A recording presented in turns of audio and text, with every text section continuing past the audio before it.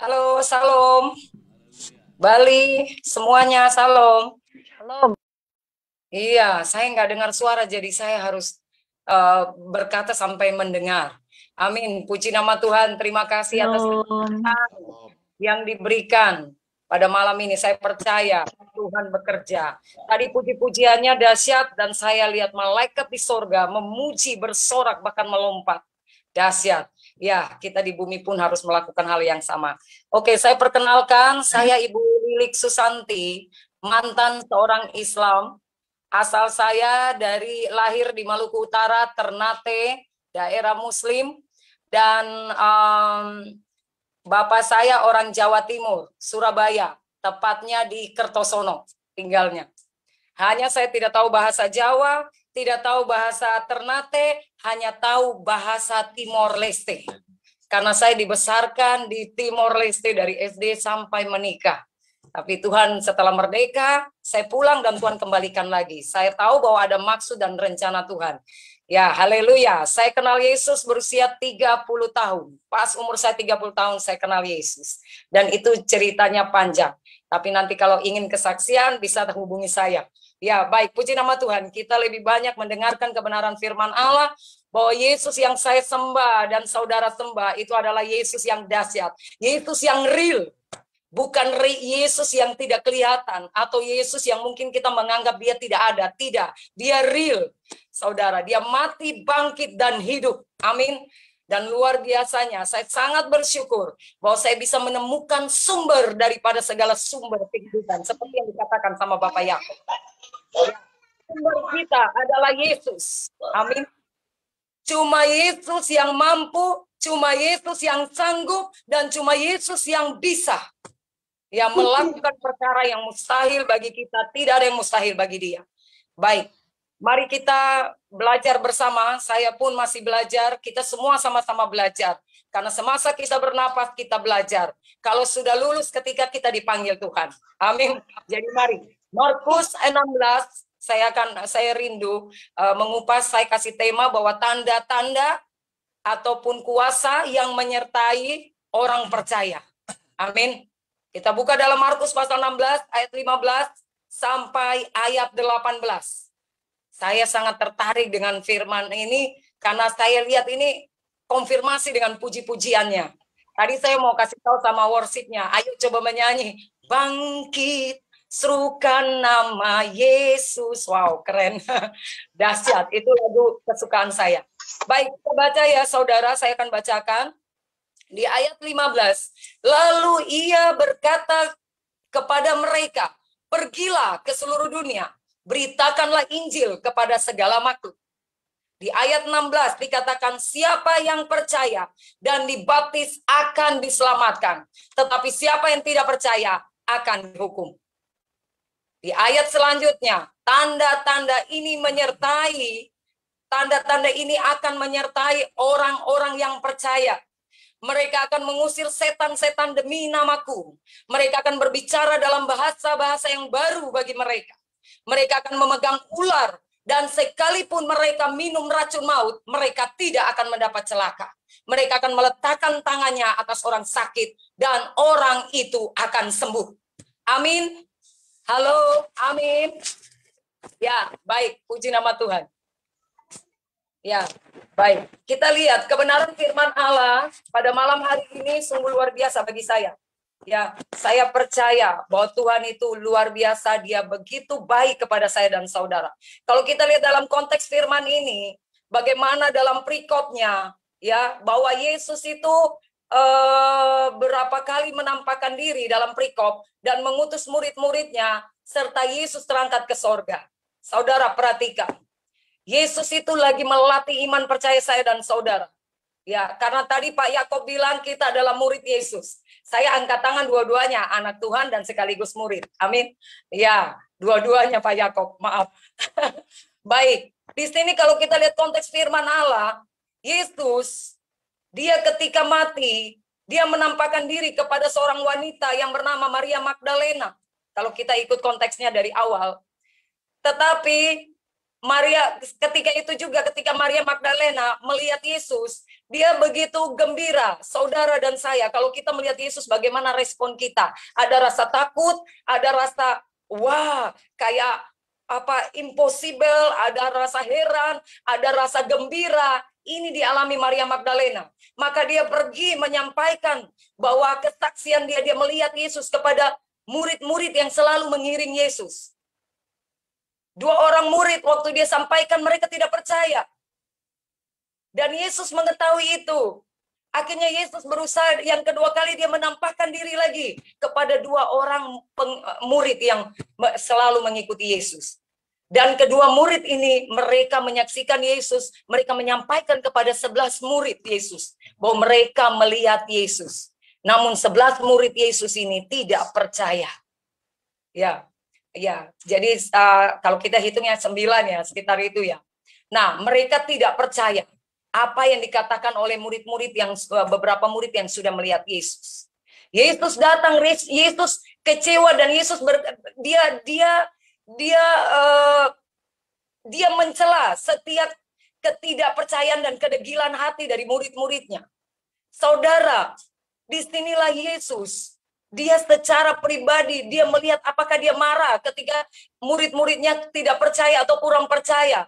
Bahwa padahal dia selalu berkata kepada murid-muridnya sebelum dia meninggalkan, sebelum dia mati, dia berkata bahwa dia akan menampakkan diri setelah 3 hari. Dia akan bangkit setelah 3 hari.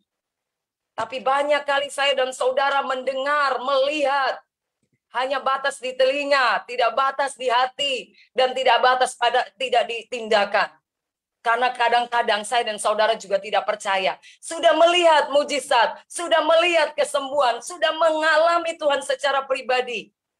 Bahkan sudah mendengar firman Allah, tapi banyak kali kita tidak percaya.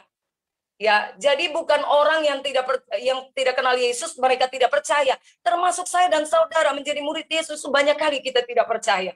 Kita ragu akan Tuhan. Tapi kita lihat apakah Yesus marah? Yesus berkata, "Oh, imanmu itu bagaimana? Kamu percaya Yesus, imanmu tuh harus kuat, bangun. Imanmu kayak begitu." Yesus tidak pernah berkata gitu. Mungkin dia hanya mencela, kenapa kalian tidak percaya? Aku selalu bersama-sama dengan kalian. Tapi dahsyatnya Tuhan tahu, saya dan saudara punya kapasitas ya tidak seperti Yesus. Dia tahu bahwa murid-muridnya lemah, dia tahu kondisi saya dan saudara. Maka dia berpesan kepada murid-muridnya, pesannya kepada murid-muridnya, bahwa misi yang satu tugas yang Bapa di sorga berikan kepada Yesus harus dilanjutkan. Maka dia menyuruh 11 muridnya pergi. Kalau kita lihat di ayat 15, pergi ke seluruh dunia, beritakan Injil kepada seluruh makhluk. Jadi saya dan saudara, kita punya tugas penting, amanat agung yang Tuhan berikan kepada saya dan saudara untuk pergi beritakan Injil, saudara.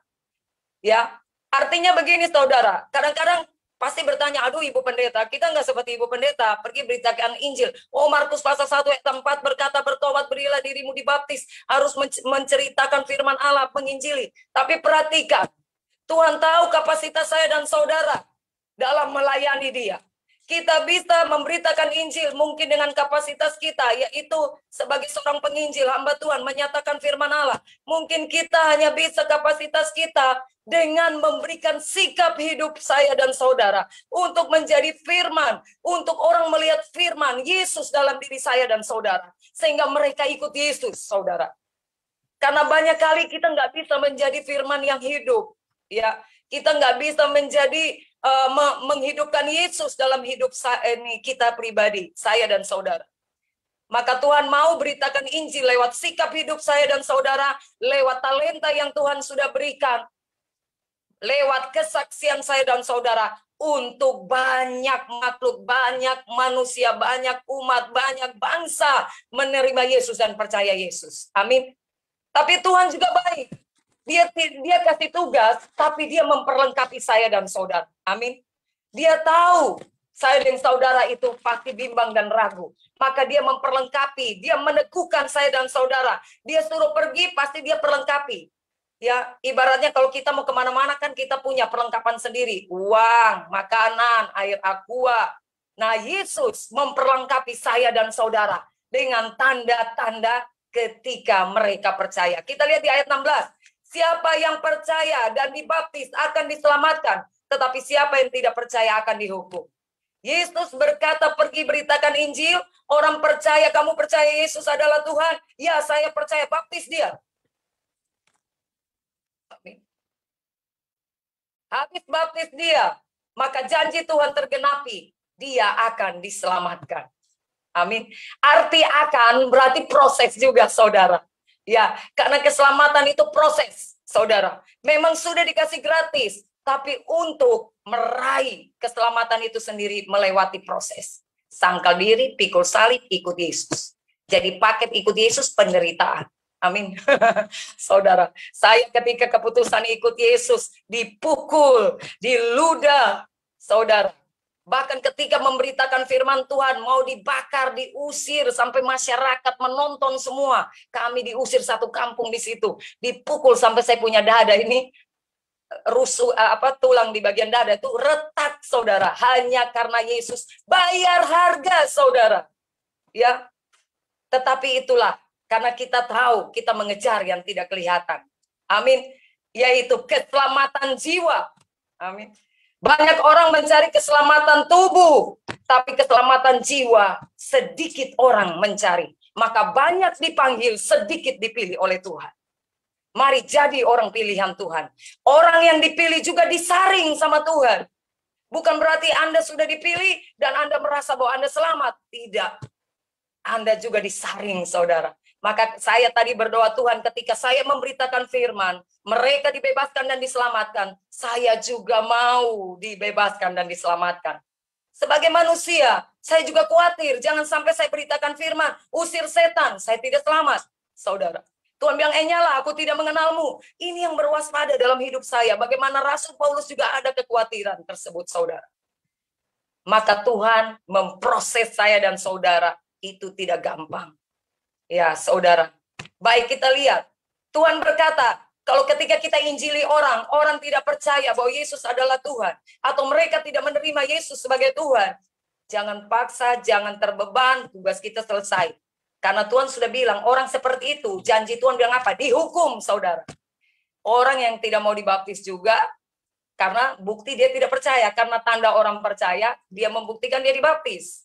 Itu yang saya istilahkan baptisan pertobatan. Baik, kita kembali ke ayat 17. Tanda-tanda ini akan menyertai orang-orang yang percaya. Mereka akan mengusir setan-setan demi namaku. Mereka akan berbicara dalam bahasa-bahasa yang baru bagi mereka. Perhatikan, Yesus baik. Dia menyertai saya dan saudara dengan tanda-tanda heran. Dengan kuasa. Tetapi dia berkata, bagi yang percaya, saudara, kuasa itu akan bekerja, saudara. Amin. Itu tanda buat orang percaya. Kalau orang percaya aja takut usir setan, nggak bisa usir setan, tanda tanya pada diri saya dan saudara. Apakah saya dan saudara sudah percaya? Setan sakit penyakit, setan masalah, setan yang mengganggu rumah tangga, kalau itu tidak bisa diusir, itu tanda tanya bagi saya dan saudara. Banyak kali anak-anak Tuhan takut setan di kamar mandi. Ini terjadi anak-anak muda di Timor Leste ini kadang-kadang seperti itu. Ibu kami ini, mereka kalau berdoa, kita ini berdoa tengking dalam namis itu di Timor Leste loh. Ya bukan di Indonesia. Indonesia tidak ada. Sudah tengking-tengking mau masuk kamar mandi, takut, saudara. Ternyata setan di kamar mandi lebih besar ya.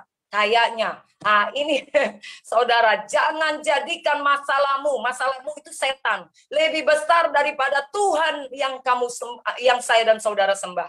Amin. Ya, Tuhan sudah kasih itu gratis buat saya dan saudara.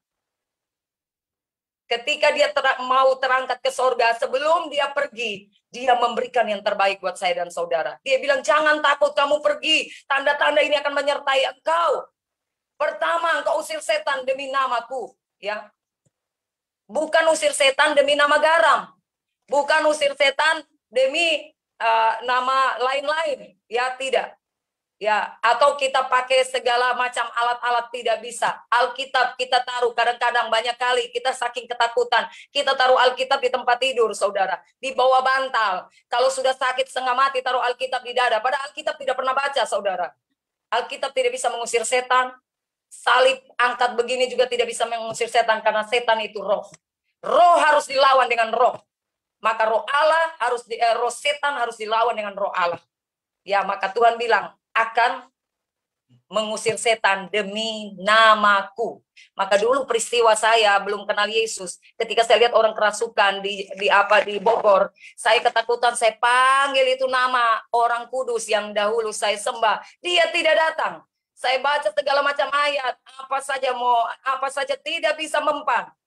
Saya baru tahu ini nama yang dahsyat. Baru sebut dalam nama Yesus, iblis lari pontang-panting, karena kita panggil nama Bapa kita. Amin. Haleluya. Ayat 17 tadi kita lihat, pertama mengusir setan demi namaku. Yang kedua, mereka akan berbahasa yang baru bagi mereka, yaitu bahasa roh. Jadi saudara minta Tuhan kasih saya bahasa roh. Ya. Yang ketiga, ya, mereka memegang ular dan sekalipun mereka minum racun maut, mereka tidak akan mendapat celaka. Ya, artinya kita diberi kuasa mampu menahan kekuatan musuh. Ya, dan bahkan racun maut pun kita tidak dapat celaka. Ini teman rekan pelayanan saya di Timor Leste. Dia diracuni dalam kopi. Mereka telepon dia bilang, tolong datang dulu, kami minta pelayanan. Jadi ini teman hamba Tuhan pergi pelayanan, kopinya diisi racun, saudara. Ketika dia angkat kopinya, dia hanya berdoa, dalam nama Yesus Tuhan berkati minuman ini. Berkati tuan rumah, langsung itu gelasnya retak di tangannya. Akhirnya tuan rumah minta ampun kalau mereka isi racun di dalam, dan seisi rumah bertobat, saudara. Firman ini terjadi, tapi jangan main-main, jangan coba Tuhan. Kalau firman bilang pegang ular tidak apa-apa, kalau gitu saya cari ular di mana ya? Saya pokoknya cari ular, dapat ular saya coba deh. Itu ya kena gigit mati, saudara. Ya, jadi ini firman Allah bilang dalam kondisi kita nggak tahu. Bahkan kita bisa mampu menahan kekuatan musuh. Hujan kita mampu menahan, hujan tidak datang, mampu menahan musuh yang berusaha mengganggu kehidupan kita. Itu kita mampu. Yang keempat, mereka meletakkan tangannya atas orang sakit dan orang itu akan sembuh. Amin. Perhatikan tanda-tanda yang menyertai orang percaya. Mereka meletakkan tangan kepada orang sakit, orang itu akan sembuh. Wow, keren, dahsyat Allah kita. Dahsyat Yesus, dahsyat saudara. Ya. Jadi kalau orang Kristen bilang saya percaya Yesus, ya tidak bisa tidak tahu berdoa buat orang, itu tanda tanya bagi saya dan saudara. Amin. Jadi kita klaimkan janji Tuhan. Tuhan, saya percaya bahwa tanda-tanda itu sudah menyertai saya, orang percaya. Ketika saya meletakkan tangan saya di atas kepala saya yang sakit, dalam nama Yesus roh sakit kepala keluar. Dan saya klaimkan janji firman Allah bahwa tanda-tanda itu menyertai saya yang percaya pada Yesus. Saya usir setan keluar. Setan sakit penyakit dalam tubuh saya keluar. Setan yang menghancurkan rumah tangga saya keluar. Setan yang mengganggu, membuat tubuh saya sakit keluar. Karena tubuh saya ada tanda-tanda milik Yesus. Amin. Kita lihat. Orang yang percaya meletakkan tangan, kuasa bekerja. Hari ini saya senang sekali firman ini, karena saya biasa kasih firman, saya minta kita praktek semua saudara. Karena iman tanpa tindakan mati. Kita boleh firman Tuhan kita dengar, tapi kita nggak bertindak melakukan dengan tindakan iman kita, maka kita nggak dapat apa-apa. Jadi saya mau katakan malam ini saudara, engkau mendengar firman Allah, engkau klaimkan janji Tuhan, pegang di mana saja yang sakit dan engkau perkatakan itu. Ya, amin. Saya percaya kuasa itu menyertai karena Tuhan punya janji. Ya, saya tambahkan ayat sedikit sesudah Tuhan Yesus di ayat 19, dia berbicara demikian kepada mereka. Terangkat dia di sorga, lalu dia duduk di sebelah kanan Allah. Kita perhatikan, orang semua melihat Yesus. Berarti Yesus itu real. Dan di ayat 20 dia meneguhkan firman yang hari ini saya bicarakan. Bahwa mereka pun pergi beritakan Injil ke segala penjuru, dan Tuhan turun bekerja dan meneguhkan firman itu dengan tanda-tanda yang menyertai. Jika Anda bergerak dengan tindakan iman dan Anda perkatakan mengatakan firman Allah, maka Tuhan bilang, aku meneguhkan firmanku. Maka terjadi, karena setiap firman yang keluar dari mulut Allah tidak akan sia-sia. Dia akan melakukan perintah Bapa di sorga. Allah tidak akan mempermalukan saya dan saudara. Amin. Bagi yang percaya, percaya berbicara, kita percaya Yesus, hati kita percaya Yesus, kita mengambil tindakan percaya kita, hidup kita juga mengikuti apa yang Tuhan kehendaki. Ya, wow, saya ini semangat sekali untuk mau menyatakan firman. Saya mantan Islam, tapi saya mau katakan Yesus yang Anda sembah dan saya sembah itu Yesus yang real, yang hidup. Perkataan Dia tidak sia-sia. Bilangan 23 ayat 19 dia berkata, aku bukanlah manusia ataupun anak manusia, sehingga aku berfirman, aku berdusta. Bahkan kita perkatakan, kita lihat firman Allah juga dalam Ibrani 4 ayat 12. Firman Allah itu bagaikan pedang yang bermata dua. Saudara lawan iblis, Anda harus punya pedang. Punya 6 perlengkapan senjata Allah, yaitu salah satunya pedang roh. Kalau Anda mau berperang, harus ada senjatanya, saudara. Jangan bukan senjata Anda, kehidupan Anda yang bobrok di mata Tuhan. Yang hidupnya tidak mengikuti apa yang Tuhan kehendaki. Maka ketika kita usir setan, setan bilang, Rasul Paulus saya kenal. Yesus saya kenal, siapa kamu? Kita dua kan kawan. Jadi jeruk jangan makan jeruk, lawan jangan makan lawan. Tapi perhatikan, jaga kehidupan kita yang kudus. Supaya kuasa itu bekerja. Malam ini saya minta saudara semua aktifkan kuasa Allah. Aktifkan tanda-tanda heran kuasa yang menyertai yang sudah Tuhan janjikan buat saya dan saudara. Terima kasih. Ini saja firman Allah yang bisa saya sampaikan. Ya, saya takut saya pas-pas aja ya. Baik, puji nama Tuhan. Saya kembalikan kepada host. Ini aja firman Allah yang bisa saya sampaikan, kiranya memberkati kita semua. Tuhan Yesus memberkati. Salam. Haleluya, haleluya.